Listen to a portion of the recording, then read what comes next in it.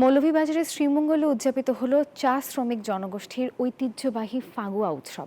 প্রশাসনের উদ্যোগে শনিবার ফুলছড়া চা বাগান মাঠে উৎসবের ছিল বাহারি রঙের ছড়াছড়ি। রং খেলা ছাড়াও ছিল নৃত্য ও গানের আয়োজন। আর এখানে সব বয়সী মানুষ মেতে ওঠে এই আনন্দ আয়োজনে। শেখ সিরাজুল ইসলামের পাঠানো তথ্য ছবি নিয়ে ডেস্ক রিপোর্টে দেখুন বিস্তারিত।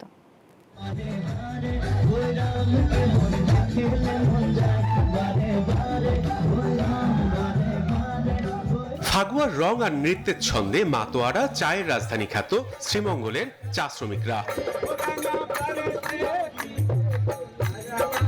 92টি চা বাগানে নানা জাতিগোষ্ঠীর বাস। চা শ্রমিকদের যেমন আছে নিজেদের পৃথক ভাষা, তেমনি আছে পৃথক সংস্কৃতিও। তবে ফাগুয়া উৎসবে এসে সবাই এক হয়ে মেতে ওঠেন রঙের উৎসবে।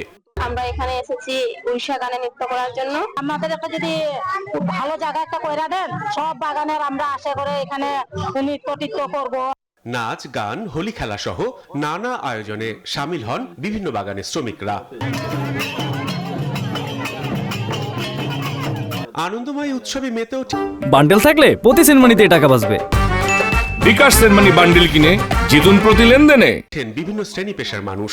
চা শিল্পের ঐতিহ্য রক্ষায় এমন আয়োজন অব্যাহত থাকবে বলে জানান আয়োজকরা। ফাগুয়া উৎসবে আমরা যে আসছি নৃত্য করবো, যে যেমন প্রত্যেক জাতে আসছে, আমাদের এক জাত আসে নাই, সব প্রত্যেক জাতেই আসে। দেশের চা শ্রমিকেরা সারা বছর বিভিন্ন সমস্যায় ভুগলেও উৎসবের দিনগুলোতে মেতে ওঠেন আনন্দে। তাই এমন আয়োজন অব্যাহত রাখার কথা জানিয়েছেন জেলা প্রশাসক। এই যে বন্ধন, যেটা এই বন্ধনটা যেন অটুট থেকে আমাদের মধ্যে সৌহার্দ্য সম্প্রীতিটা যেন অটুট থাকে।